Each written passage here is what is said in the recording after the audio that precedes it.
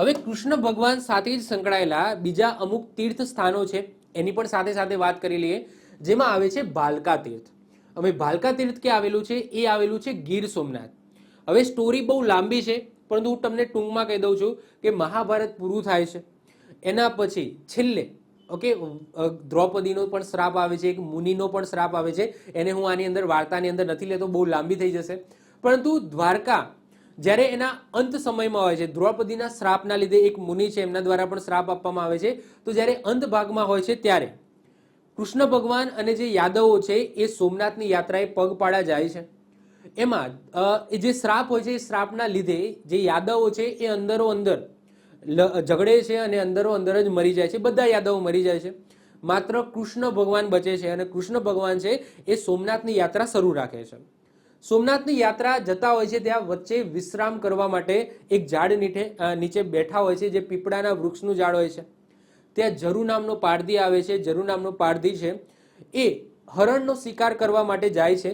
એ સમયે કૃષ્ણ ભગવાનના પગમાં એક ચમકતો મોતી હોય છે, જે જોઈને જરુને એવું લાગે છે, પારધીને એવું લાગે છે કે આ હરણ છે અને બાણ છોડે છે. અને એ બાણ ક્યાં વાગે છે? તો કૃષ્ણ ભગવાનના પગમાં અંગૂઠે વાગે છે, જેનાથી કૃષ્ણ ભગવાન ઘાયલ થઈ જાય છે. હવે જરુ કોણ હતો? તો જ્યારે રામ ભગવાનનો સમય હતો, જેને ત્રેતા યુગ કહેવામાં આવે છે, તો ત્રેતા યુગના સમયની અંદર જે વાલી હતો, વાલી, અને તમને ખબર જ છે કે વાલીને ભગવાન શ્રી રામે પાછળથી વાર કર્યો હતો, તો એ જ વાલી જરુ નામનો પારધી બનીને દ્વાપર યુગની અંદર આવે છે. તો એના પછી કૃષ્ણ ભગવાન ઘાયલ થઈ જાય છે અને ઘાયલ અવસ્થામાં જ પોતાની સોમનાથની યાત્રા છે એ શરૂ રાખે છે. અને ગીર સોમનાથ જિલ્લામાં અત્યારે જે ભાલકા તીર્થ આવેલું છે, આ ભાલકા તીર્થ પાસે આ શ્રી કૃષ્ણ ભગવાનનું મૃત્યુ થઈ જાય છે.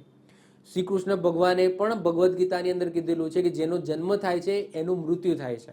તો કૃષ્ણ ભગવાને જન્મ લીધો હતો, તેના કારણે એમને મરવું પણ પડ્યું છે. એમને કીધું હતું એનું પાલન કર્યું. જો પાંડવોએ જન્મ નથી લીધો, જો તમે મહાભારત શાંતિથી જોઈ હોય, જો ખબર હોય, તો પાંડવોએ જન્મ નથી લીધો. એના કારણે પાંડવો ક્યારે પણ મર્યા નથી. ઓકે, એમનો ડાયરેક્ટ સ્વર્ગની સીડીથી ઓકે એમનું સ્વર્ગ સિદ્ધાર થાય છે. તમને ખબર હોય તો આખી સ્ટોરી છે. કારણ કે પાંડવોનો જન્મ નથી થયો, એમને દેવો દ્વારા કુંતીને આપવામાં આવે છે. કદાચ જો મહાભારત જોયું હોય તો ઓકે.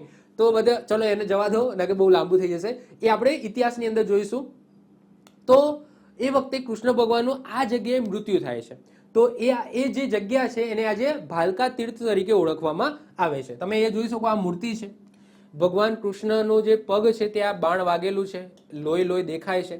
આ જરુ નામનો તમને પારધી પણ જોવા મળશે. અને આ એ વૃક્ષ છે, મતલબ કે પીપળાનું ઝાડ છે, જ્યાં કૃષ્ણ ભગવાન આરામ કરવા માટે બેઠા હતા. તો એ વૃક્ષ પણ તમે જોઈ શકો છો. ભગવાન કૃષ્ણની એવી મૂર્તિ પણ બનાવવામાં આવે છે અને જરુ નામનો પારધી પણ બનાવવામાં આવે છે. તો ફટાફટ વાંચી લઉં છું. યાદવા સ્થળીની ઘટના પછી ભગવાન શ્રી કૃષ્ણ એકલા સોમનાથની યાત્રા ચાલુ રાખે છે. આજના ગીર સોમનાથ ક્ષેત્રમાં વેરાવળ તાલુકા પાસે ભગવાન કૃષ્ણ પીપળાના વૃક્ષ નીચે આરામ કરવા બેઠા હોય છે. એ સમય શ્રી કૃષ્ણના જમણા પગમાં રહેલી મણી એ ઝબકતી હોય છે અને જરુ નામના પારધી હરણ સમજીને બાણ છોડે છે અને કૃષ્ણ ભગવાનના પગે વાગે છે. આ ઘટના બની એ સ્થળ આજે શું કહેવાય છે? ભાલકા તીર્થ તરીકે ઓળખાય છે.